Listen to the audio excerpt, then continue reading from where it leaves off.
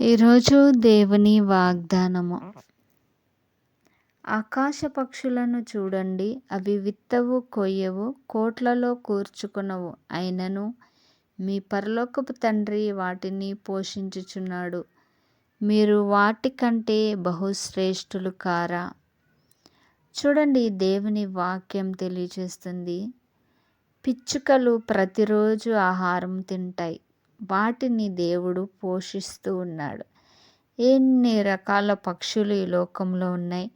వాటన్నింటినీ దేవుడు ప్రతిరోజు పోషిస్తూ ఉన్నాడు. ఆ పిచ్చుకల కంటే మీరు శ్రేష్ఠులు కారా అని దేవుడు అడుగుచూ ఉన్నాడు.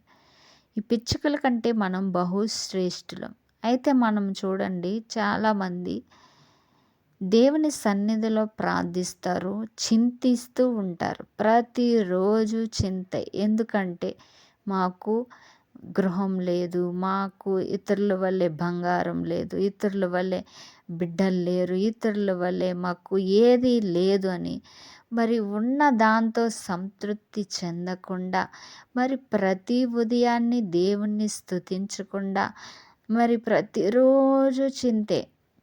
ఉపవాస ప్రార్థనలు, కన్నీరు, వేదన, ఏడుస్తూ ఉంటారు. ఏమైందంటే మరి మాకు కోరికలు దేవుని సన్నిధిలో మరి మాకు అవసరతలు తీర్చబడలేదు. దేవుడు చెప్తున్నాడు, అమ్మా చింతపడవద్దు, పక్షుల కంటే మీరు బహుశ్రేష్ఠులు. పక్షులకు ఆహారం ఇచ్చిన నేను మీకు ఆహారం ఇవ్వలేనా అని దేవుడు అడుగుచున్నాడు. మీకు అడిగింది నేను ఇవ్వలేనా అని ప్రభు అడుగుచున్నాడు. దేవుడు మన అడిగిన వాటికంటే, ఊహించి వాటికంటే అత్యధికముగా ఇస్తాడు. నువ్వు ఈ చింత మానివేసేయి. దేని గురించి నీ చింత? నీకు అక్కరగా ఉన్నవేవో ఆయనకు తెలుసు. అయితే క్రైస్తవులుగా మనము దేనిని గురించి చింతపడాలో దేవుని వాక్యము తెలియచేస్తుంది. నీవు ప్రార్థన చేస్తున్నావు దేని కొరకు? గంటలు గంటలు ఏమి ప్రార్థన చేస్తున్నాం మనం?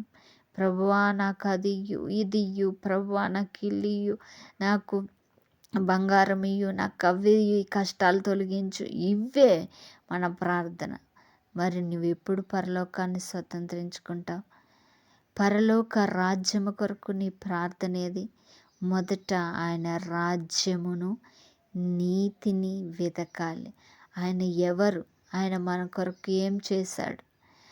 మరి మన కొరకు ఆ పరలోకమును విడిచిపెట్టి ప్రాణం పెట్టాడు. ఎందుకు? నీవు రక్షింపబడాలి, నీ బ్రతుకు మార్చబడాలి. నీవు మునుపటి వలె ఉండకూడదు. ఆయన నీతిగా నువ్వు మార్చబడాలి. నువ్వు పరలోకమును స్వతంత్రించుకోవాలి, ఆత్మ ఫలములు పొందుకోవాలి. మరి ఈ లోకాన్నంతా సంపాదించుకుని ప్రతి ఆశీర్వాదాలు పొందుకొని మరి నీ ప్రాణాన్ని కోల్పోతే, నువ్వు పరలోకాన్ని స్వతంత్రించుకోకపోతే నీ భక్తి వ్యర్థము, నీ చింత వ్యర్థము, నీ సమస్త జీవితమే వ్యర్థము. అందుకే నువ్వు పరలోకమును స్వతంత్రించుకోవాలని దేవుని వాక్యం తెలియజేస్తుంది. పరలోకానికి స్వతంత్రించుకోవడానికి మరి మనల్ని మనమే క్రీస్తు మాదిరిగా తయారు చేయబడాలి. క్రీస్తు పోలికగా మనల్ని మనమే మార్చుకోవాలి. అప్పుడే మనం పరలోకాన్ని స్వతంత్రించుకుంటాం. ఎప్పుడైతే నీవు దేవునికి దగ్గరవుతావో అవన్నీ వచ్చి నీకు సమకూర్చబడతాయి. దేవుడు చెప్తున్నాడు, అవన్నీ కూడా మీకు జరుగుతాయి. అయితే మొదట దేవుని రాజ్యాన్ని వెతకండి.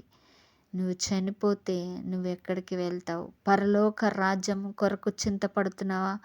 లేదా ఈ లోక సమస్యల కొరకు చింతపడుతున్నావా? ప్రతిరోజు దేవుణ్ణి స్తుతించు. నిన్ను కాపాడుతున్నాడు, నీ ఇంటిని కాపాడుతున్నాడు. దేవునికి మహిమ కలుగును గాక. ఆమేన్.